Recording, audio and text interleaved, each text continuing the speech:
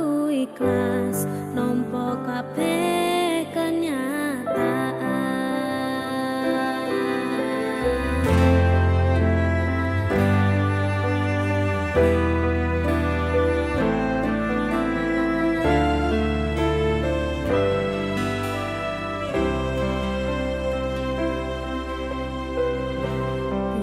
Kabarmu saiki nomor WA-mu wis ganti,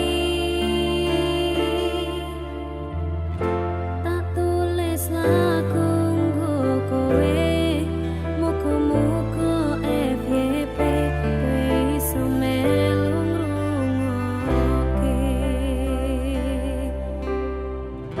Fotomu isih tak simpen,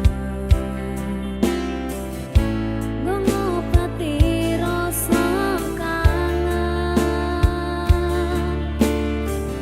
Gusti tulung paringono ketemu ra ketang sadelo ning ngimpi yo wis rapopo. Nganti tekan saiki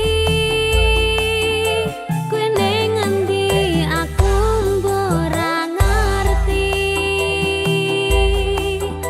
Kowe ning kono ya mbok karo sapa, aku ning kene jaga ati mung kanggo kowe. Yen ngerti larane kaya ngene, ora bakal biyen tak tinggalke. Hamba aku wis salah, aku tak sing ngalah. Ben hubungan aja nganti pisah. Yen sih ana waktu nggo ketemu, pisan wae tak sikep awakmu. Ngomong aku lunga apa kudu bertahan, aku ikhlas nampa kabeh kenyataan.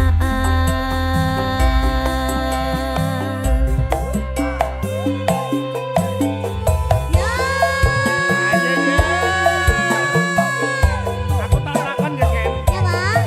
Tinggal kian nek kowe modeni. Ya dhek to. Nah, Tenang. aja nangis nek kowe. Kayak lakonku, Mas. Lakon. Dan iki sampe ke sumur. Jeru.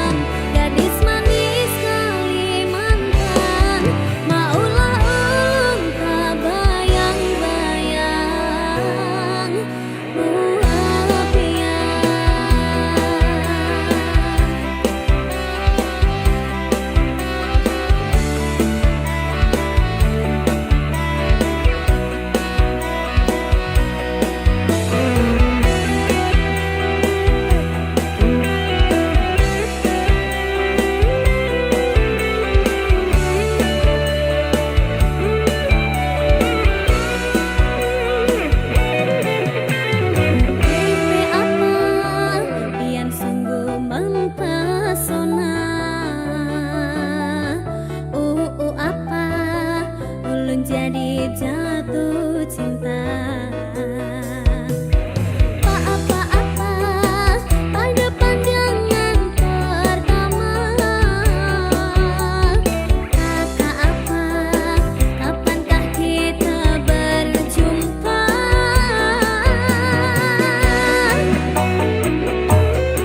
Senyum tipis nan menawan, gadis manis Kalimantan. Maulah ulun terkesan sepanjang malam. Sungguh manis nan rupawan, gadis manis Kalimantan. Maulah ulun tak bayang-bayang muhapian.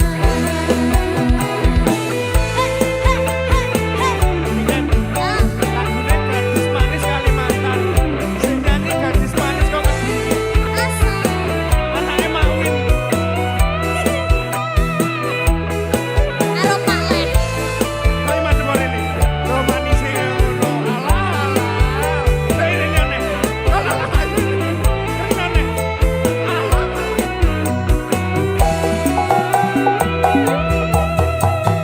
Bukti apa yang sungguh mempesona. Apa ulun jadi jatuh cinta. Apa-apa pada pandangan pertama. Kakak apa, kapankah kita berjumpa?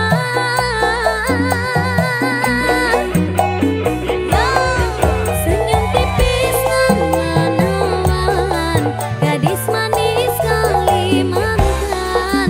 Maulah ulun terkesan sepanjang malam. Sungguh manis nan rupawan, gadis manis Kalimantan. Maulah ulun tak bayang-bayang muhapian. Senyum tipis nan menawan, gadis manis Kalimantan. Maulah ulun terkesan sepanjang malam. Sungguh manis nan rupawan, gadis manis Kalimantan. Maulah ulun tak bayang-bayang muhapian. Maulah ulun tak bayang-bayang muhapian. Say.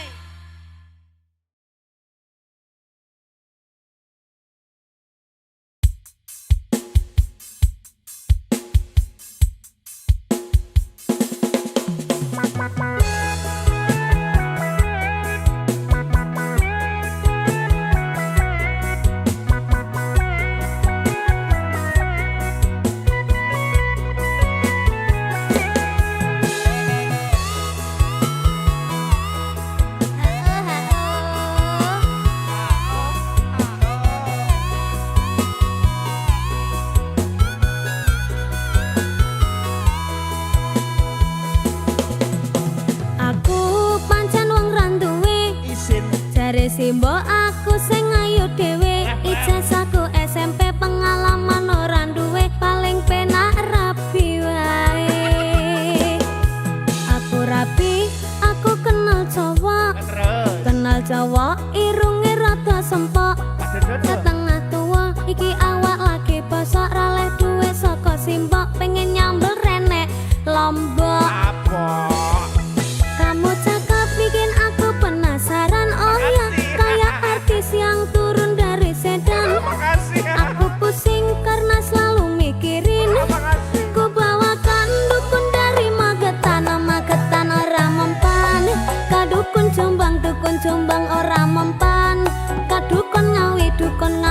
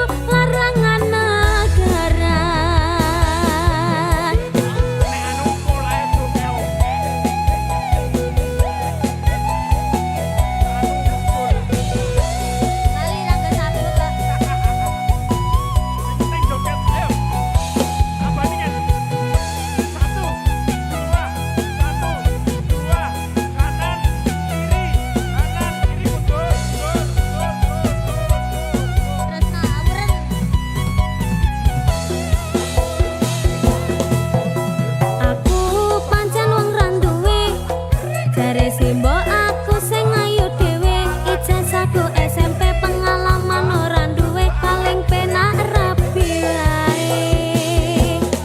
Aku rapi, aku kenal Jawa, irunge rada sempok. Tetengah tua iki awak lagi bosok, raleh duwe saka simbok, pengen nyambel renek Lombok.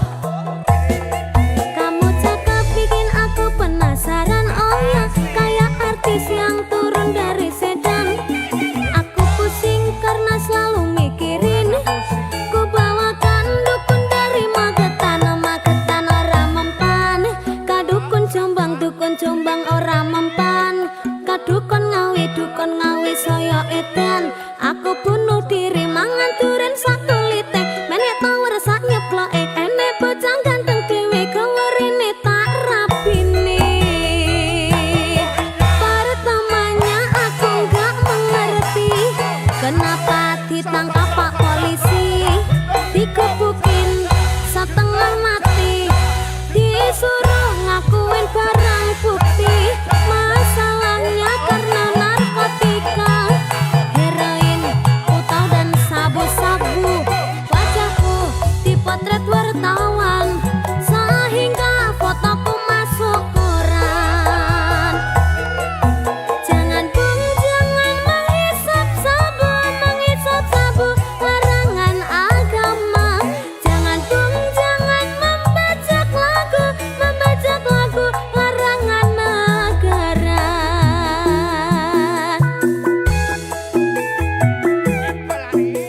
Gila gini, nyanyi soro ya Mas.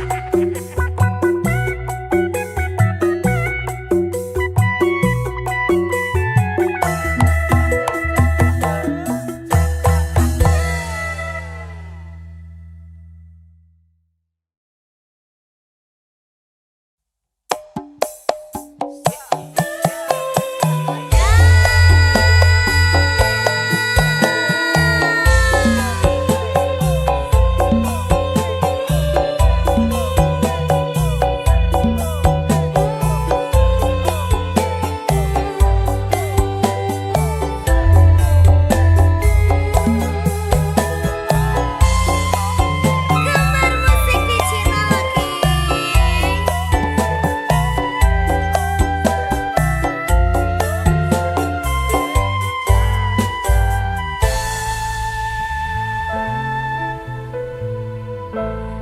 Tumetes ilon ning sore rembulan iki,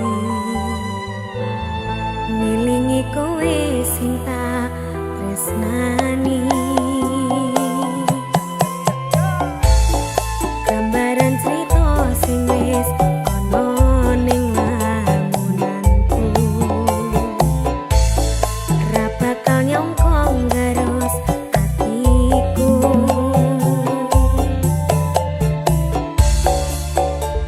Wis tak cukupno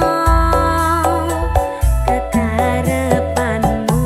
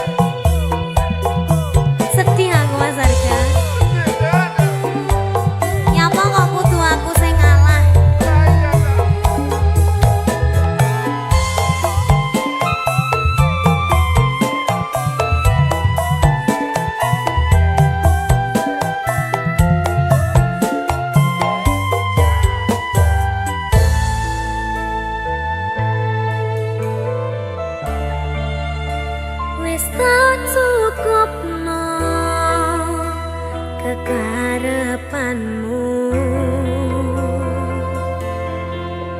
Nanging ra ono ati ning ngarepmu. Kudu aku sing ngalah, pengenmu aku salah, ngampet nangis nganti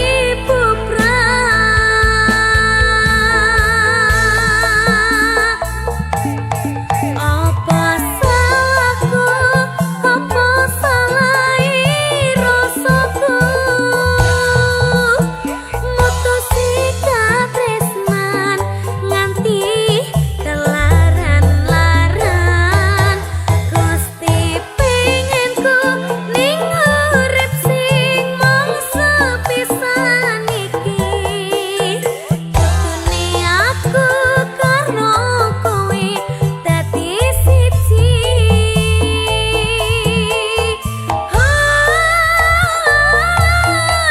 Apa salahku, apa salahi rasaku, mutusi katresnan nganti kelaran-laran. Gusti pengenku ning urip sing mung sepisan iki, kudune aku karo kowe dadi siji.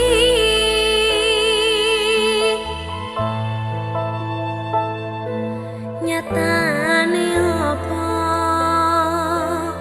mbok tinggalno, keronto-ronto rasane atiku, tak nilakno kowe lunga. Pungkasane critaku wis temu.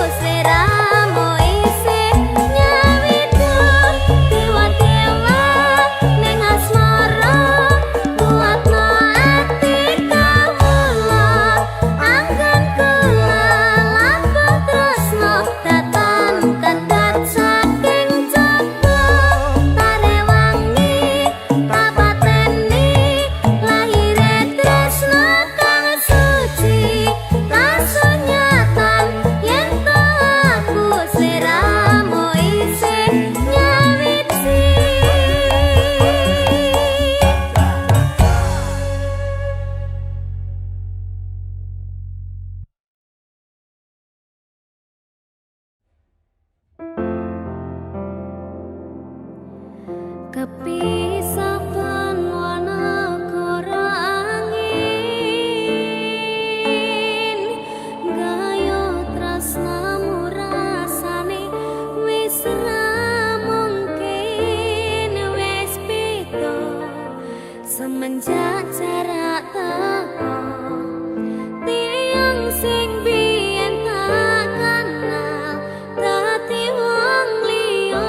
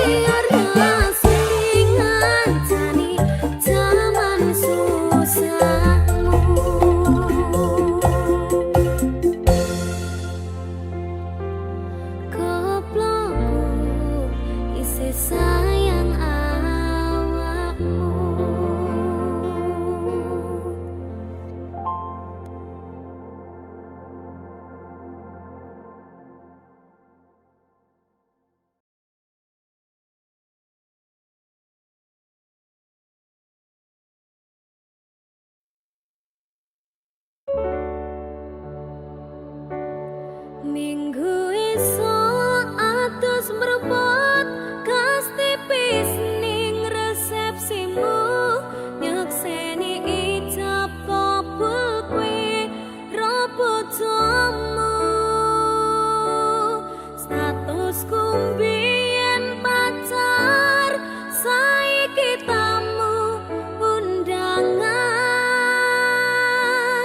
kelangan kowe aku oleh ijol prasmanan.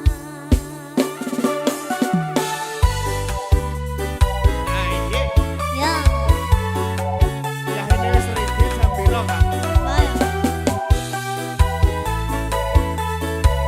Asoy. Mangan daging sapi karo maca Quran.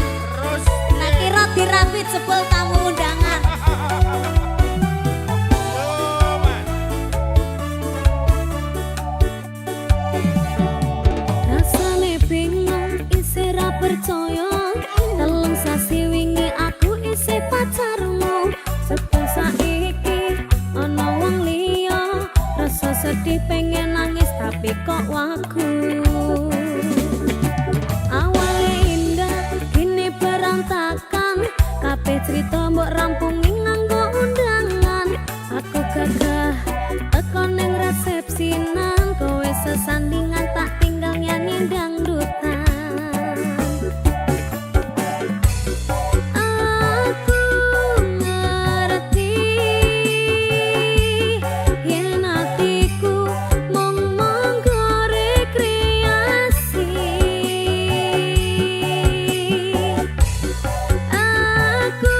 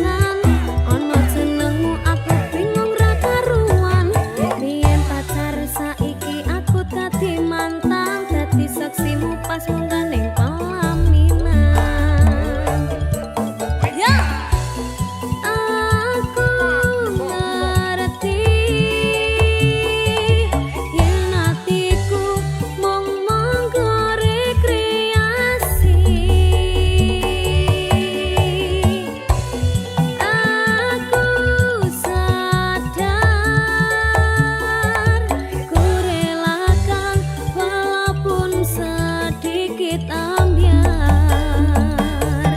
Alasanku milih dhewe mergo kowe nyepeleke karo kodot bertahan saya abot. Kowe ra tau peduli sedangkan dhewe gemati. Sampai jumpa, goodbye sayang.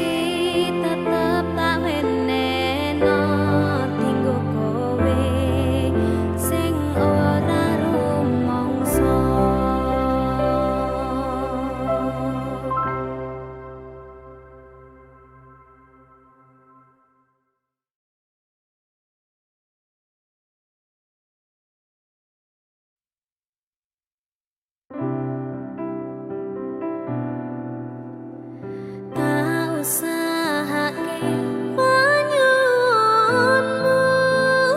tak pasrahke jantung atiku nganti nemoni lelayu sing apik-apik ya sayang. Aning dina istimewa iki dongaku langgeng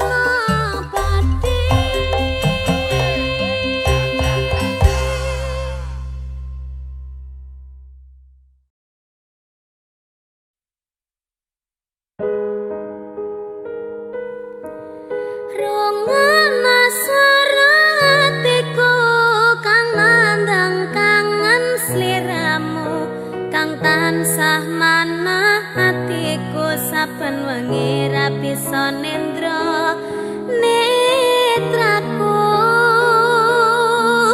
lewat liris suara angin tak titipke rasa kasmaran sedina kaya sawindu ngantu-antu ngenteni tak kamu.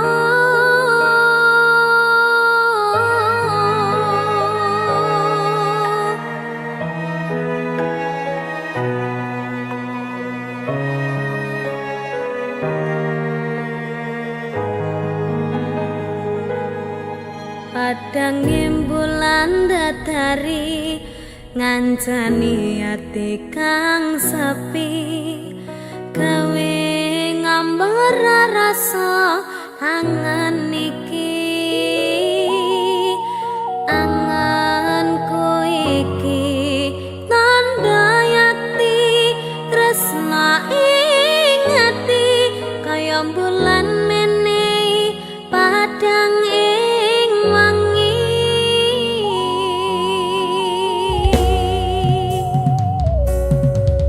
tak simpen ning jero ati semu tansah ngangeni apa ning kana krasa kangen iki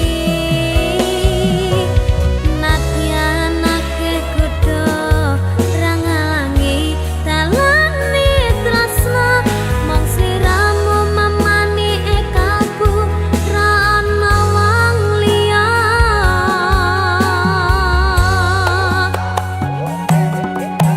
rengana suara hatiku kang nandang kangen sliramu kang tansah manah atiku saben wengi ra bisa nendra netraku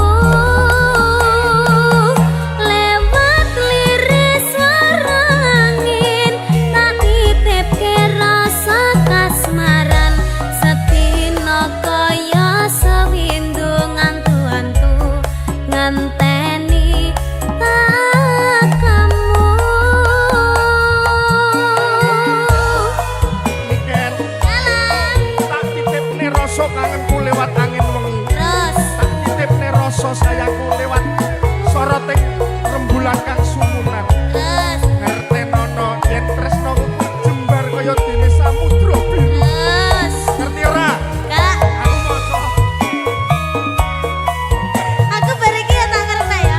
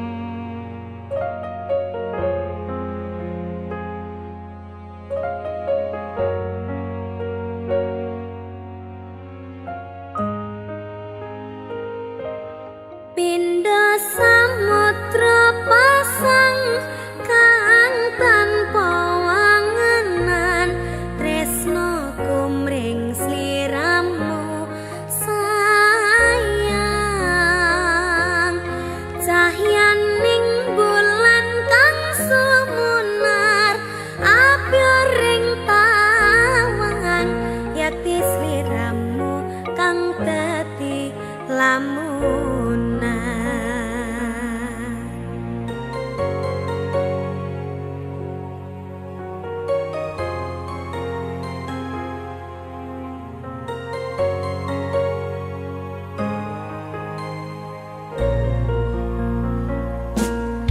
Sumripit angin ratri tansah nganteni satyon rajang talenging ati angen-angen tumlawang suwung ing wengi sapi tansah ngranti tekamuduh yayi wong ayu aki nyadao ning sandingku nyawang manis sing esemu gawe larame rasaku tantraming atiku kaya pakat tresnamu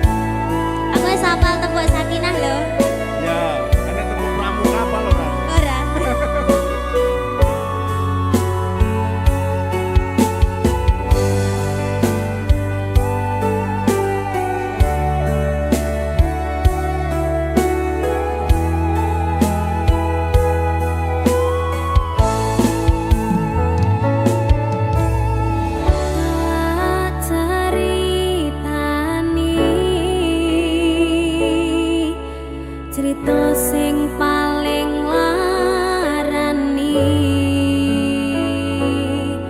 nalika bapak lunga ninggalke keluarga nelongso nanging kudu tak terima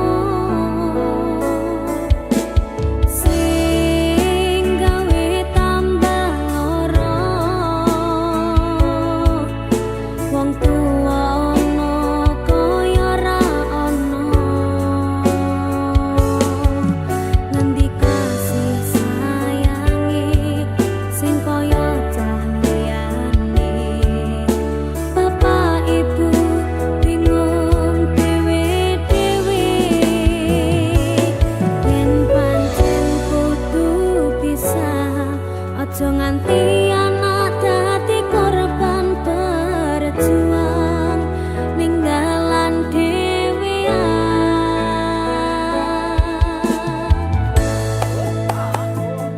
ora ana sing njaluk dilahirke nang keluarga sing kaya ngene tak tampa panane kabeh kahanane yen pancen ngene iki takdire kudu iso kuat galungane mergo ra disangga wong tuwane kudu iso ngadeg dhewe ra ono cekelane ngene men anak sing rusak omahe Piken halo kowe tembok sakine apal to kapan lha mung ngecane kuwi kapan kapan dipikir sih egone wong tua abot oh iya apa meneh lagu iki ayo kaya lagu iki lho kaya kisahku alah meneh kabeh kisahmu kabeh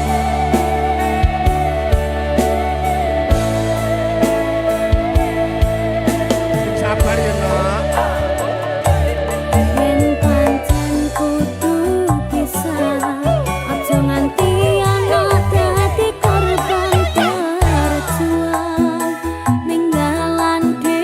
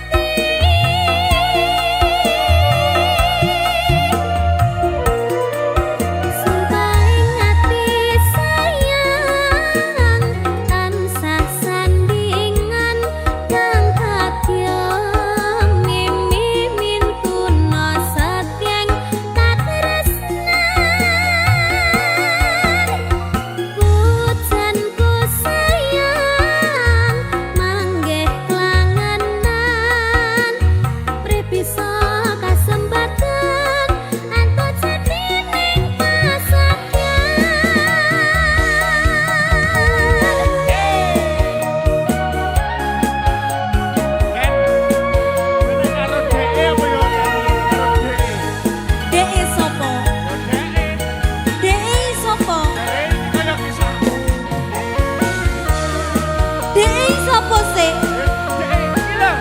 Andi. Andi.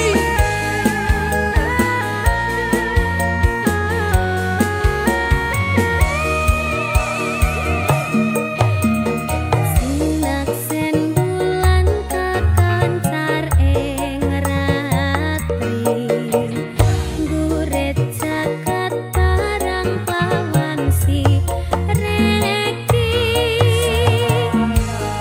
natap bungang renggo tresna nyanding sliramu kanyang manis sasotyaku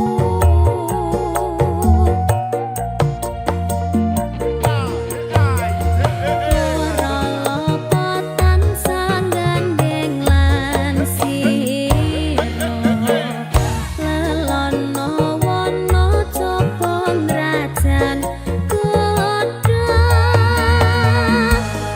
anggur kemi janji suci kang wis tinali nyawiji tekaning pati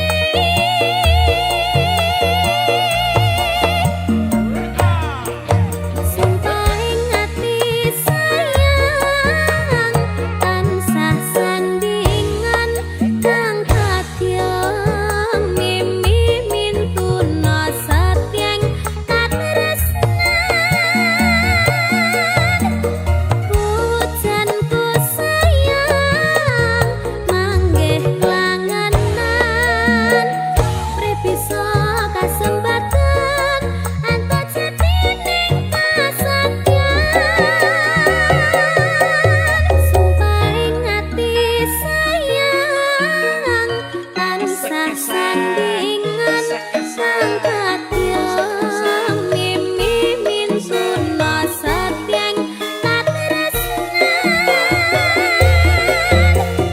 pujanku sayang manggih langanan prepisa kasembatan antuk jadining kasakyan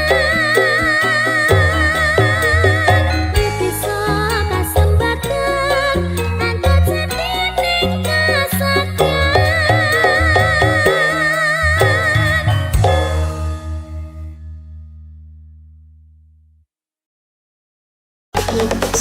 Cipta Tuhan 100 isi produksi